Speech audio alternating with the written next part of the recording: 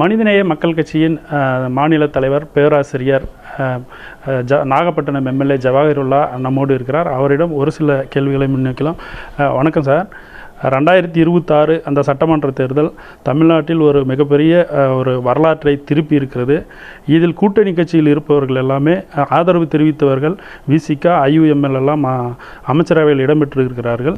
நீங்கள் அந்த அமைச்சரவையில், அதாவது தனி சின்னத்தில் நின்றிருந்தால் நம்மும் இந்த அமைச்சரவையில் இடம்பெற்றிருக்கலாம், அதை தவறிவிட்டோமா என்று நினைக்கிறீர்களா? இது குறித்து புதிய தலைமுறைக்கு ஏற்கனவே நான் விரிவான பேட்டியை கொடுத்துருக்கேன். அந்த மாதிரியான எந்த ஒரு எண்ணமும் இல்லை.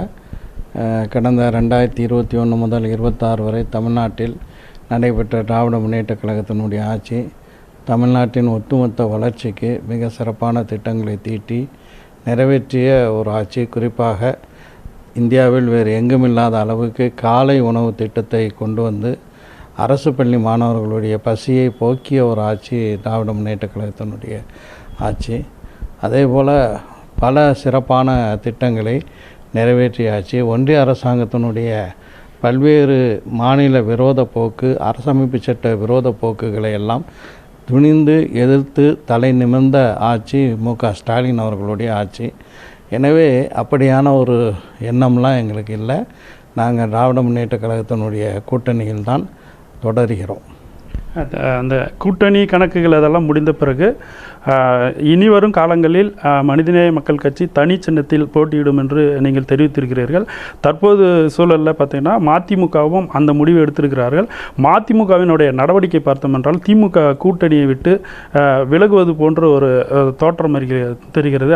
அதை எப்படி பார்க்குறீங்க? அது நீங்கள் மதிமுக பொதுச் செயலாளர்கிட்ட தான் கேட்கணும். அவர்களுடைய பேச்சாளராக நான் இருக்க முடியாது.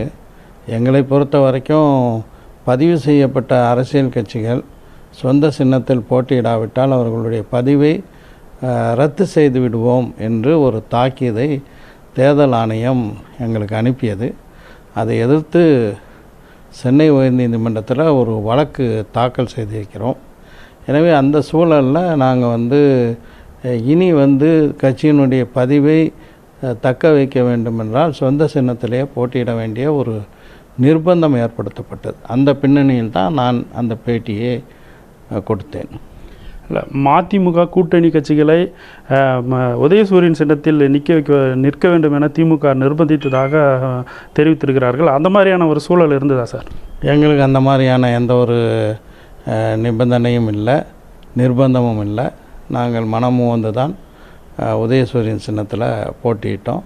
நாங்கள் அப்படி தான் போட்டியிட முடியும். காரணம் எங்களுடைய பதிவை தேர்தல் ஆணையம் ரத்து செய்து அதை நாங்கள் உயர்நீதிமன்றத்தில் அதை எதிர்த்திருக்கக்கூடிய ஒரு சூழலில் உடனடியாக தேர்தலை போட்டியிடும்போது தனி சின்னம் என்றால் அது வேட்புமனு பரிசீலனை செய்த பிறகு தான் சின்னம் ஒதுக்குவாங்க.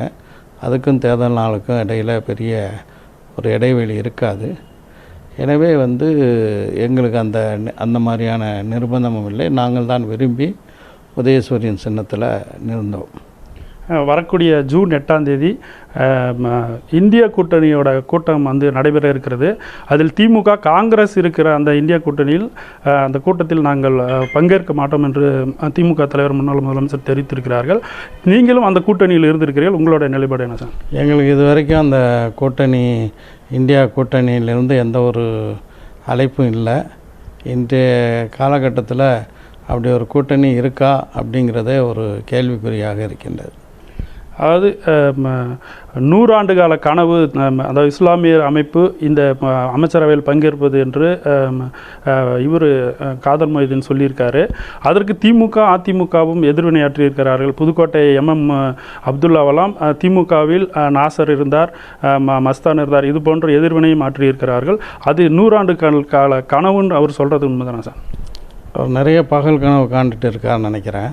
ஏன்னா அருகில் இருக்கக்கூடிய கேரளாவில் முஸ்லீம் லீக்கு கூட்டணி அமைச்சரவையில் நீண்ட காலமாகவே காங்கிரஸ் ஆட்சிக்கு வரும்போது முஸ்லீம் லீக்கும் அந்த கூட்டணி அமைச்சரவையில் இடம்பெற்று இருக்கின்றது. அதே மாதிரி தமிழ்நாட்டிலேயே திமுக ஆட்சியில் 3 இடங்களில் போட்டியிட்டு 2021 தேர்தலில் முஸ்லீம் லீக் 3 இடங்களிலும் தோல்வியை சந்தித்தது. அந்த நிலையிலும் கூட மாநில கேபினெட் அமைச்சருக்கு நிகரான தமிழ்நாடு வக்ஃப் வாரியத்தினுடைய தலைவர் பொறுப்பை திமுக முஸ்லீம் லீக்குக்கு தான் கொடுத்தது. எனவே இப்போ உள்ள சூழலில் என்ன பேசணும் என்ன பேசக்கூடாது என்ற ஒரு நிலை அறியாமல் பேசிக்கொண்டிருக்கிறார். அதாவது திமுக தலைவரும் அதாவது எதிர்க்கட்சி தலைவர் உதயநிதி நேற்று ஒரு கூட்டத்தில் பேசியிருக்காரு. திமுக தலைவரும் நாமும் அதாவது ஊராய் சென்று பிரச்சாரம் செய்தோம். ஆனால் கூட்டணி கட்சியினுடைய வீட்டுக்குள் நம்ம பிரச்சாரம் செய்யாமல் விட்டுவிட்டோம். அதனால தான் நம்மளுக்கு வாக்கு கிடைக்கவில்லை என்று சொல்லியிருக்காரு. அந்த மாதிரி என்ன இருக்கா சார்?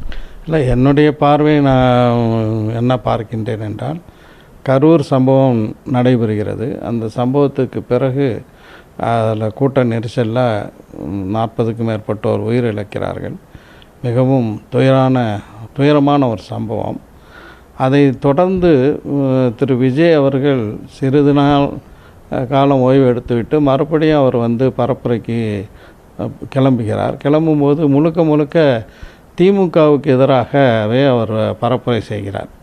அந்த கரூர் நெரிசலில் மக்கள் இறந்ததுக்கு திமுக தான் காரணங்கிற மாதிரியான ஒரு பொய்மை பிரச்சாரம் செய்யப்படுகிறது. அது மட்டும் இல்லாமல் திமுக ஆட்சியை விமர்சித்து பல்வேறு விமர்சனங்கள் அவர் செய்யும்போது திமுக செய்த தவறு என்னவென்றால், அதாவது நடுநிலையான மக்கள் விஜய் சொல்வது உண்மைதான் போல என்று நம்பி ஏமாந்து விட்டார்கள். பாஜக முன்னாள் தலைவராக இருந்த அண்ணாமலை ஓராண்டுக்கு முன்பே பாஜகவிலிருந்து விலகிவிட்டேன் என்று சொல்லியிருக்கிறார். விலகி தற்பொழுது ஒரு புதிய அமைப்பை தோற்றுவித்திருக்கிறார். வருங்காலங்களில் வரக்கூடிய பொது தேர்தலில் அது அரசியல் கட்சியாக மாறி அரசியல் ஏதாவது தேர்தலில் போட்டியிடுவோம் என்று சொல்லியிருக்கிறார். அதை எப்படி பார்க்குறீங்க சார்? அவர் ஐபிஎஸ் அதிகாரியாக விருப்ப ஓய்வு பெற்று வந்துவிட்ட பிறகு வேலை இல்லாமல் இருக்கிறாரு. ஏதாவது வேலை செய்யணும்ல, ஆனாலும் இந்த வேலையை ஆரம்பிச்சிருக்கார். இனி அடுத்து வரக்கூடிய தேர்தலில் தனி சின்னத்தில் போட்டியிடுவீர்களா சார்? நிச்சயமாக நாங்கள் போட்டியிடுவோம். பல்வேறு தகவல்களை நம்மோடு பகிர்ந்து கொண்டார் புதிய தலைமுறைக்காக தருமபுரியிலிருந்து விவேகானந்தன்.